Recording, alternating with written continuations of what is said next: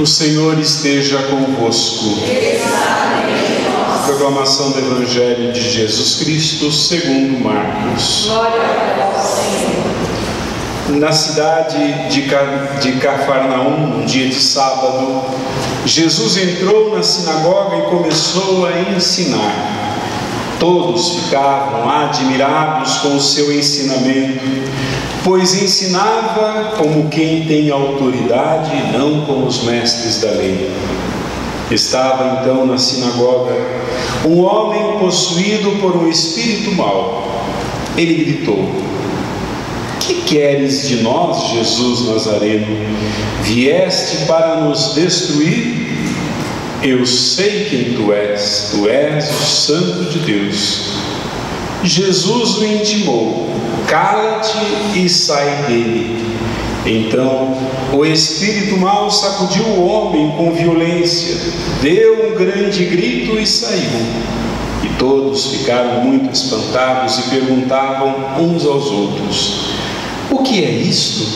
Um ensinamento novo dado com autoridade. Ele manda até nos espíritos maus e eles obedecem. E a fama de Jesus logo se espalhou por toda parte, em toda a região da Galileia. Palavra da salvação. Glória a vós, Senhor. Que as palavras do Santo Evangelho perdoem nossos pecados. A Deus que vai ser anunciada para você, não se distraia, com celular, com folheto, qualquer outra coisa, preste muita atenção, e nesse momento que Deus fala conosco. Claro que na maioria das cidades do tempo de Jesus havia uma sinagoga. Assim como nós vamos à missa no domingo, naquele tempo as pessoas iam às sinagogas para ouvir as palavras dos profetas, para ouvir a lei sendo falada, sendo pregada nas sinagogas, e as pessoas iam orar como bons religiosos que eram. E Jesus fazia a mesma coisa. Sábado de manhã se levantava, tomava o seu café, sei lá o que ele fazia, arrumava a casa e ia com a sua família, portanto, para a sinagoga. Nas sinagogas não havia figura de um pregador, não havia um sacerdote, não havia uma pessoa que fazia o sermão no domingo. A lei era lida, a palavra de Deus era lida, e qualquer pessoa era convidada para comentar as Sagradas Escrituras. Domingo que vem nós vamos fazer isso. O padre vai ficar sentado e vou convidar alguém, se aparecer alguém, na missa. Mas vejam que coisa, as pessoas viviam preparadas para falar da palavra de Deus. Elas já iam para a sinagoga preparadas, porque elas poderiam ser escolhidas para falar. Mas o São Marcos registra um desses dias em que Jesus foi escolhido para falar. Agora, o que ele falou, eu não sei. Infelizmente não sabemos, porque Marcos não deixou um registro sequer desta pregação de Jesus. Nós só sabemos que as pessoas saíram dali completamente mudadas, completamente transformadas. Aquela pregação de Jesus tocou profundamente na vida, no coração daquelas pessoas, atingiu a alma daquelas pessoas. Meus irmãos, interessante, Será que no sábado anterior as pessoas foram também tocadas pela palavra de alguém naquela sinagoga? Será que alguma vez as pessoas ficaram tão tocadas que disseram: "Que homem é esse que prega desta maneira?" De que jeito, afinal de contas, Jesus pregava? São Marcos fala que Jesus pregava com autoridade. Com autoridade. Não, meus irmãos, Jesus não adaptava a palavra à vida das pessoas. Era a vida das pessoas que tinha que se adaptar à palavra. É muito diferente como nós, muitas vezes, cristãos hoje, queremos que a palavra se adapte ao nosso modo de vida, que se adapte à nossa mentalidade, ao nosso jeito de ser. E nós dizemos assim: não, mas hoje em dia as coisas já ficaram mais modernas, então a igreja tem que se adaptar. Não é assim que nós ouvimos falar, né? Vocês com certeza não falam isso, mas por aí as pessoas falam muito isso. O bom pregador era aquele que não media palavras para falar a palavra de Deus. Doesse a quem doesse, né? A palavra deve ser pregada, e Jesus pregava com autoridade. Ele não media as palavras, e ele não fazia as palavras caber no modo de vida das pessoas. Então Jesus pregava com autoridade, primeiro por causa disso, em segundo lugar porque as pessoas olhavam depois para Jesus e diziam: esse homem vive aquilo que ele prega, esse homem vive aquilo que ele prega. E também Jesus pregava com autoridade. Por quê? Porque a palavra que ele dizia, a palavra que ele falou naquela manhã, naquele sábado na sinagoga, não era teoria. A palavra produziu frutos, produziu alguma coisa prática. Vejam que quando Jesus começou a falar da palavra de Deus, o demônio ficou incomodado. Nos diz aí São Marcos que um homem ficou endemoniado, o demônio se manifestou naquele homem. Significa que a palavra de Jesus foi tão poderosa que incomodou o demônio.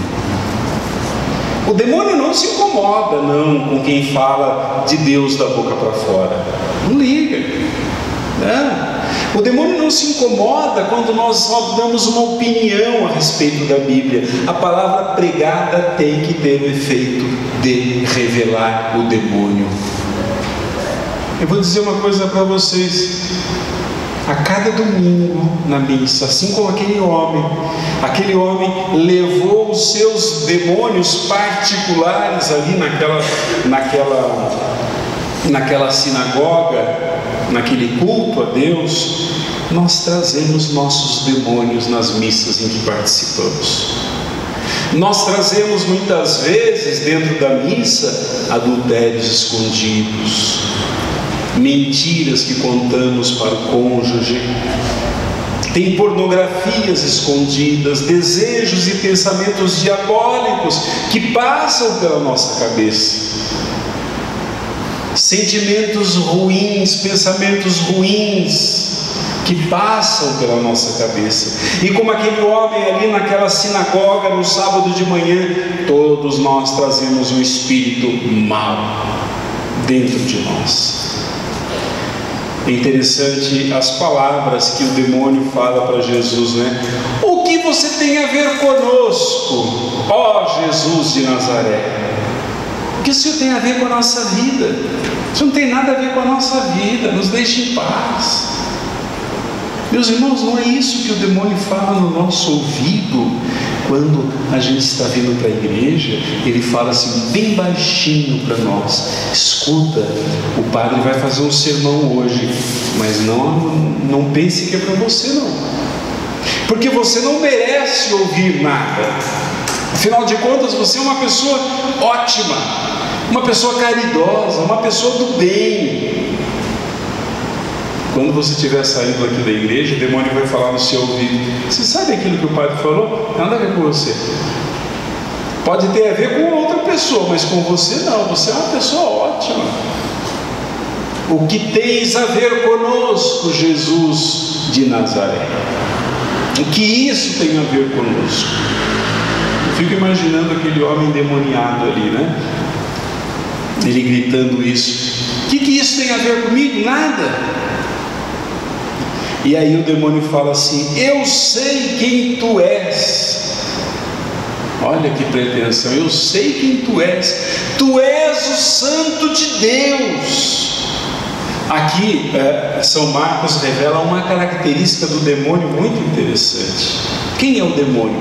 O demônio é aquele que diz, em primeiro lugar, diz para todo mundo que sabe todas as coisas. Isso é próprio do demônio, né? Eu sei de tudo, eu não vou aprender mais nada, já sei de tudo. Eu sei, eu conheço, eu sei, eu conheço. Foi o que o demônio falou lá no Jardim do Éden. Eu sei que, eu sei. Então o demônio é aquele que peca contra o Espírito Santo. Em outra passagem, Jesus falou que todos os pecados serão perdoados aos homens, exceto o pecado contra o Espírito Santo. E quem peca contra o Espírito Santo é aquele que diz: eu sei, eu não preciso aprender nada, eu já sei, eu sou convertido. Vá pregar para os pecadores, não para mim, porque eu já sei. A segunda característica que é própria do demônio é roubar a identidade do outro. É aí que vem a possessão diabólica. Primeiro ele fala assim: você não precisa aprender nada. Ele endurece seu coração. Nada toca no seu coração. Você tem um coração duro. Nada toca, porque você acha que sabe todas as coisas, sabe tudo.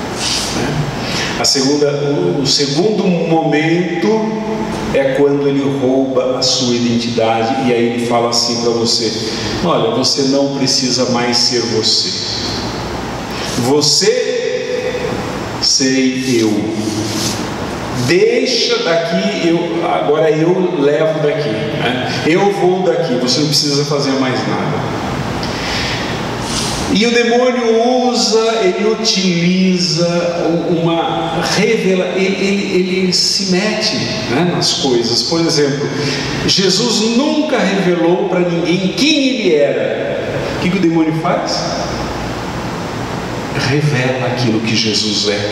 Aí Jesus fala para ele: cala a boca, cala a boca, cale a boca. Quer dizer, você não está autorizado a falar isso. Ele diz assim: tu és o Santo de Deus.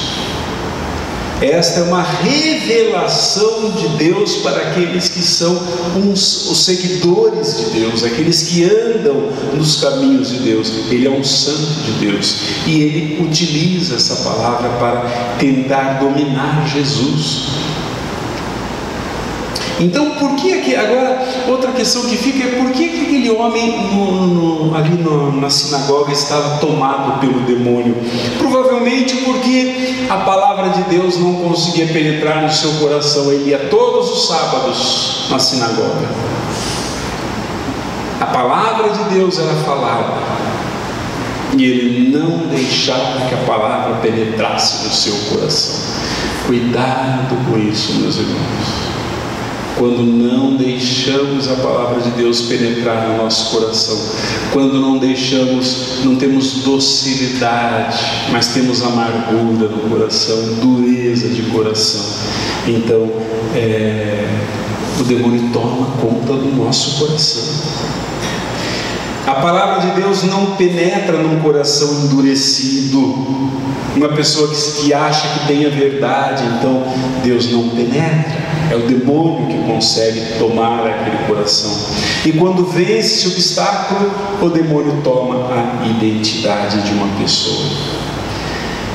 Então vejam bem, acredito que se Jesus não tivesse passado ali naquele domingo, naquele sábado de manhã, será que esse homem seria libertado do demônio?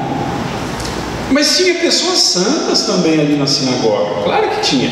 Tinha pessoas muito religiosas. Você sabe que o bom judeu jejuava frequentemente.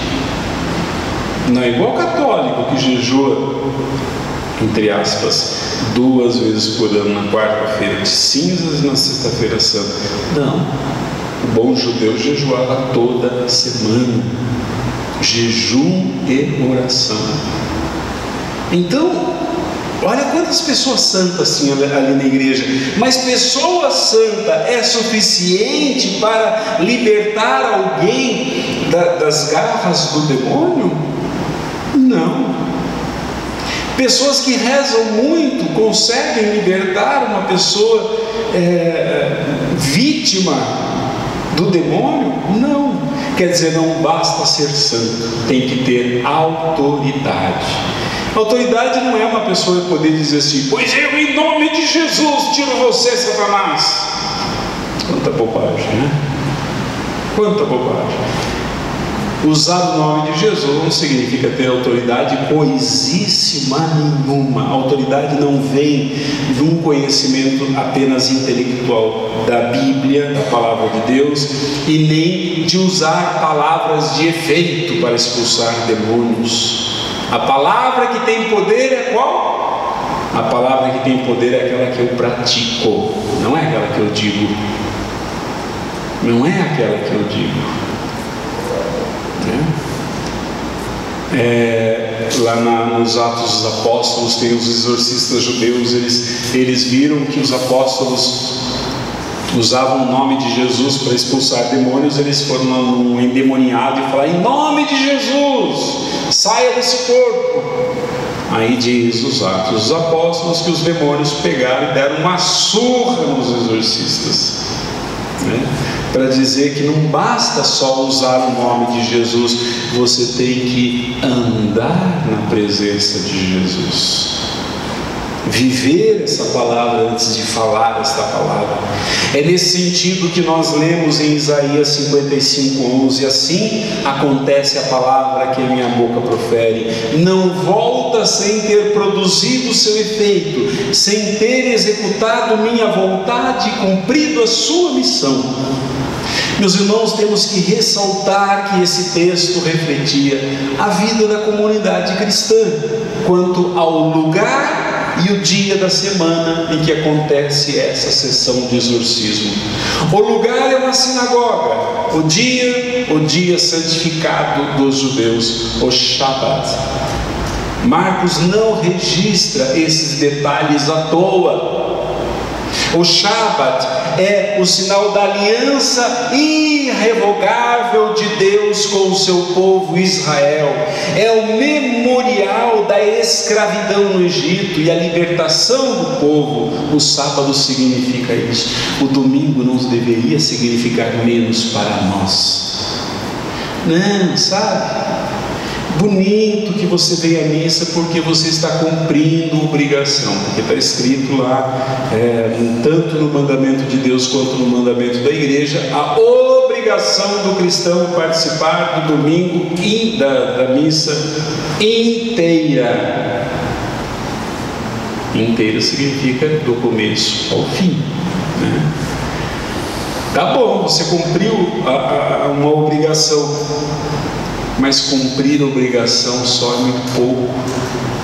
É esvaziar o sentido que o domingo tem como a aliança que Deus fez com você. Já imaginou? Quando você vem à missa no domingo, você está lembrando uma aliança que Deus fez com você, que com mão forte te libertou, como nos diz lá em Deuteronômio, capítulo 5, versículos 15: porque te lembrarás que foste servo na terra do Egito, e que o Senhor teu Deus te tirou dali com mão forte, braço estendido. Por isso o Senhor teu Deus te ordenou que guardasses o dia do sábado. O nosso encontro com Deus na missa aos domingos não pode significar só cumprimento de um dever. Isso é empobrecer o enorme sentido da aliança. O dia do domingo é o dia do Senhor, é dia de celebrar a nossa libertação, é dia de romper com as cadeias, com as correntes que nos aprisionam, é dia de celebrarmos a aliança de Deus conosco, é dia da restauração da dignidade humana, é dia de devolver a dignidade a quem não tem dignidade. Por isso que é bonito ver certos grupos cristãos que no domingo participam da missa de manhã e à tarde vão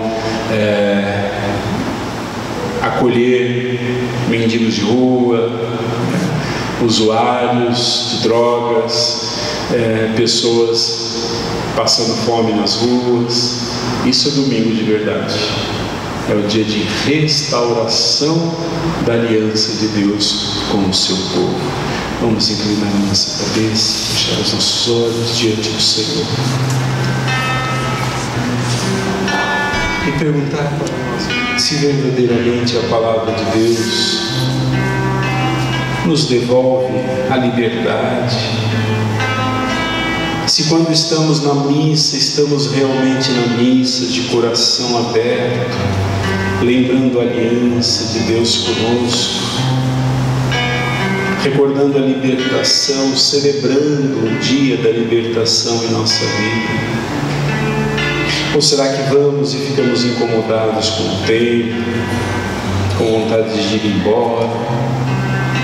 Ou desprezamos o dia do Senhor, chegando tarde, saindo antes da hora,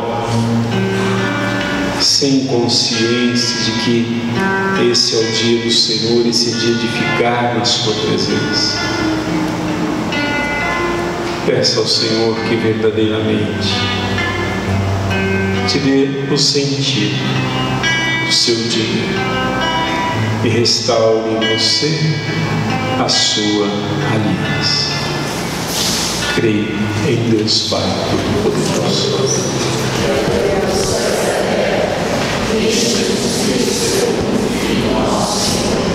Que eu conceber